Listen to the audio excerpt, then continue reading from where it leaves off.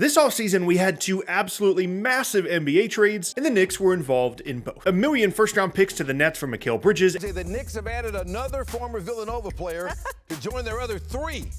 Adrian Wojnarowski reports that the Knicks sent a bunch of assets to Brooklyn to acquire Mikal Bridges from the Nets. The Nets get Bogdan Bogdanovic, 4 unprotected first-round picks, a protected first-round pick via the Bucks, an unprotected pick swap, plus a second-rounder. And Julius, Randle, Donte DiVincenzo, and a first to the Timberwolves for Karl Anthony Towns. On SportsCenter, the New York Knicks and Minnesota are finalizing a trade involving Julius Randle and Donte DiVincenzo, along with the first-round draft pick for Karl Anthony Towns. And honestly, there's regret all over the place right now, and these trades look completely different now than they did at the time that they were made. But let's talk about the positives first. Let's start first with the Karl Anthony Towns trade. For the Knicks, he has been awesome offensively. Everything that you would have wanted Karl Anthony Towns to be on the offensive end of the floor, he has been exactly that for the Knicks. He's spacing the floor extremely well, shooting so well from three-point range, and he's giving them another offensive option, whether it be at the end of games or when Brunson isn't on the floor, other than Jalen Brunson, because when you look up and down the roster, there aren't very many shot creators, as we're going to get to with Mikal Bridges later. It's really just Jalen Brunson on the perimeter. So to have another option, to be able to give Karl Anthony Towns the ball in the post, to have an elite pick and pop or pick and roll partner, that's exactly what the Knicks got Karl Anthony Towns to be, because they traded away Julius Randle in order to bring him in, and Randle would have been that guy. But as we've seen in Minnesota, Cat is such a better offensive partner for a player like Jalen Brunson. Now, on the other side of that deal for the Timberwolves, the positive for them is they have everything that they wanted to have when they made the Karl Anthony Towns trade, and that is flexibility. They have that first-round pick. Julius Randle is an expiring contract. Donte DiVincenzo is going to be a nice role player for them. They are a worse basketball team right now than they would have been had they just brought back Karl Anthony Towns, but we talked about this at the time.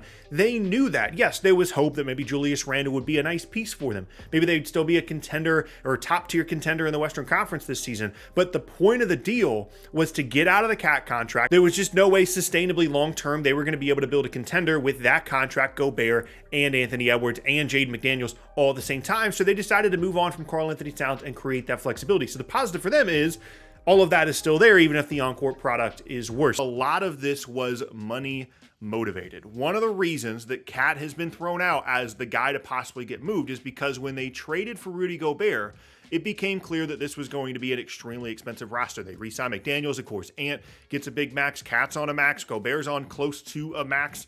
And those 4 guys together, financially, it was never going to work long-term. The other positive here, as we go to the Mikal Bridges trade, is the Nets are actually decent, and they have all of these future first-round picks. They get all those assets. Again, that's the point of the deal at the time. But now we had to talk about the regrets. For the Knicks, as good as things are offensively with Karl Anthony Towns, defensively, it is an issue. We kind of forgot, or some people kind of forgot, about how bad Karl Anthony Towns can be at times at the 5 spot because he was playing the 4 alongside Gobert so much, but they have not been able to figure out how to guard in-ball screens with Karl Anthony Towns out there. And for a team that a lot of their identity is based around this grinding style that's going to play really good defense, have all these wings out there, they're going to be able to guard really well, they're having a lot of issues defensively with like 3/5 of their starting lineup, which again we'll get to with the Bridges trade a little bit later. As good as things have been offensively for Cat, defensively you could almost argue they've been worse. The regret for Minnesota is something that we've already talked about. They are a worse basketball team. They are not as good, and even though in the long term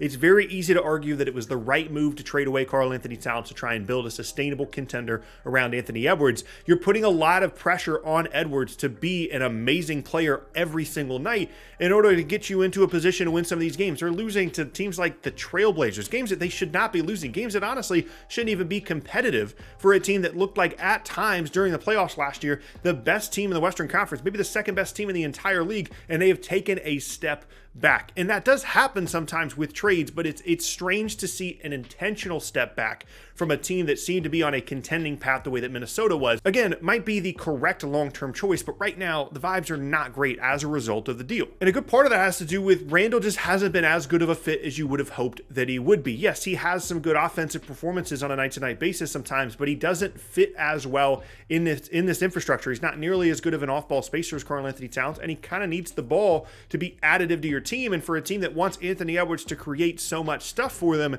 it's just not working right now. Not that it can't, not that they won't even necessarily extend him long term. You never know what will happen with Randle. Maybe they'll move him at the deadline, but right now, it's not working. Another thing that isn't working is the New York Knicks are not getting what they paid for with Mikal Bridges. Now, I'm not necessarily trying to say that this was one of the worst trades of all time or anything like that. Some of the stuff going around on Twitter right now is crazy, but Bridges has not been the kind of team elevator that I think the Knicks thought they were getting when they traded for him. Obviously, part of this had to do with they wanted to have the Villanova guys together, and him and Hart and Jalen Brunson. But offensively, he's been fine. He's been kind of what Mikal Bridges showed himself to be towards the end of his tenure with the Nets, a relatively inefficient mid-range heavy scorer that's going to occasionally knock down some open threes. He's going to get you like 15 points per game. He's probably not going to shoot 50% from the floor on average. But the thing that really has been, I guess, surprising is defensively, he has not been very good. In his last year in Phoenix, Mikal Bridges was like a defensive player of the year caliber wing defender.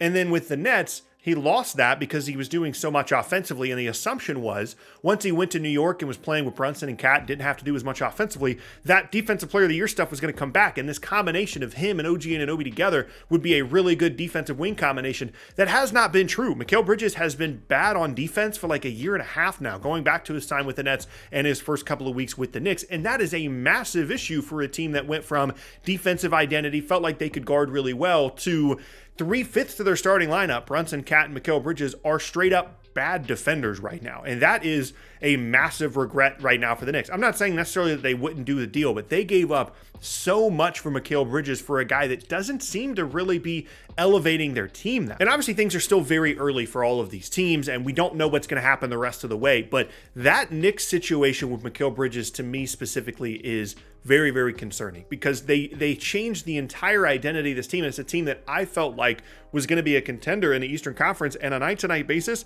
I'm not seeing that from them. I'm not seeing a team that's going to be really good on both ends of the floor. I'm seeing a team that is occasionally going to score well because of Brunson and Cat, and then the rest of the team is supposed to fit well around them on paper, but right now they just aren't performing that way. And it's funny because the only team out of all of this that doesn't really have any regret about being involved in these deals is the Brooklyn Nets. They've got all these picks in exchange for Mikal Bridges. They didn't want Bridges on the team anyway, and they're already kind of back in star hunting mode. Like there's rumors about them and Giannis, although I don't think that's realistic at the moment, as we've talked about in a recent video. And obviously they're not well positioned to be contenders like potentially the Timberwolves or the Knicks are this season, but moving forward, that is as good of a return as they could have possibly expected in return from Mikal Bridges. And when you fold that in with what they got in the Kevin Durant trade in the first place, which is where they got Bridges from in the first place, and some other pieces they could still trade as a result of the Kevin Durant trade, the Nets are probably feeling pretty good about the return they got in exchange for Mikal Bridges. So I'm going to be keeping an eye on both these teams, how the Randle fit works. Maybe they move him at the deadline. Is Bridges going to get better defensively? Are the Knicks just going to be this team that can't really guard nearly as well as we thought that they would be able to? Obviously, they're waiting on guys like Mitchell Robinson to come back. They're still incomplete teams. All these teams can still add and change things. And Minnesota lost more than just Karl Anthony Towns this offseason. They lost other guys, and they're still trying to figure it out. It's a massive change right before the season. But it's very interesting to see the early returns for two absolutely massive trades this offseason.